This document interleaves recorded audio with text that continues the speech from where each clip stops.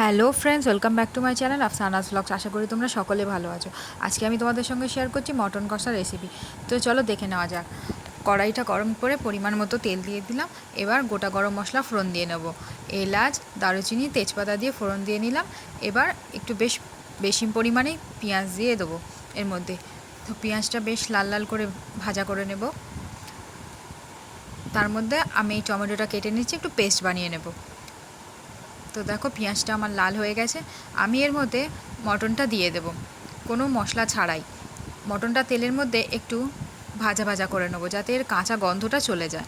যতক্ষণ না colour change হচ্ছে ততক্ষণ পর্যন্ত ওয়েট করব। এর মধ্যে আমি একটু লবণ দিয়ে তেলের মধ্যে নাড়াচাড়া করব। কালারটা চেঞ্জ হলে তারপর মশলাগুলো অ্যাড করব। তোমরা বাড়িতে এমনভাবে ট্রাই করে দেখো, মটনের যে কাঁচা গন্ধটা সেটা আর একদমই থাকবে না, পুরোপুরি চলে যাবে। তো এবার দেখো আমি সুন্দরভাবে নাড়াচাড়া করে নিচ্ছি।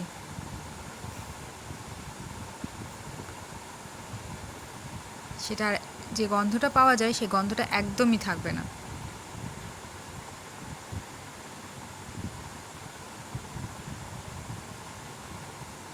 তো দেখো মোটামুটি আমার কালার চেঞ্জ হয়ে গেছে। তেলের মধ্যে এবার আমি আদা রসুন বাটা দিয়ে দিচ্ছি।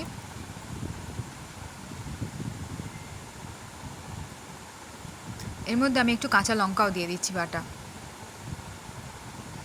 এবার আদা রসুনটা ভালো মতো তেলে নাড়াচাড়া করে নেবো, এর কাঁচা গন্ধটা যাতে বেরিয়ে যায়।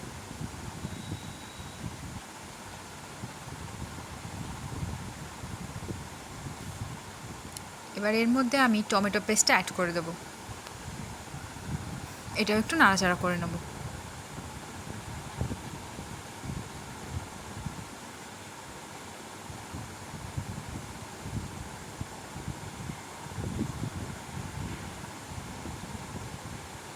এবার আমি এর মধ্যে মশলাগুলো অ্যাড করব।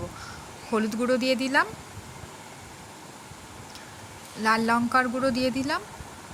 লাল লঙ্কার গুঁড়োটা একটু পরিমাণে অল্প দেবো, কারণ আগে আমি কাঁচা লঙ্কা বাটা দিয়েছি। ধনে জিরে গুঁড়ো দিয়ে দিলাম। এবার এটা আমি একটু ভালো মতো নাড়াচাড়া করে নেব।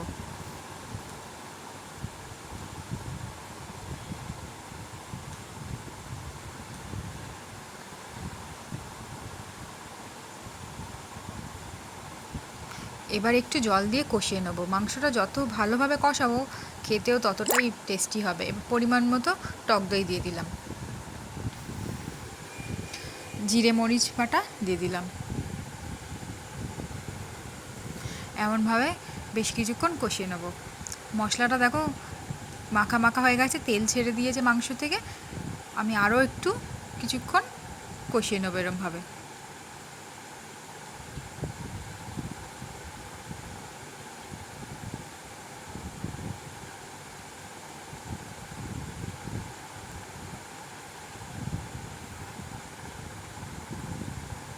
তোমরা বাড়িতে এমনভাবে ট্রাই করে দেখো, আশা করি তোমাদেরও সবার ভালো লাগবে।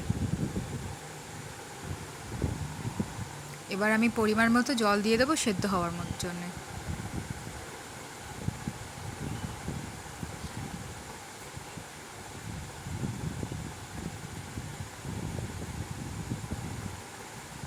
জলটা দেখো ফুটে উঠেছে। এবার আমি এটা প্রেশার কুকারে চেঞ্জ করে নেব।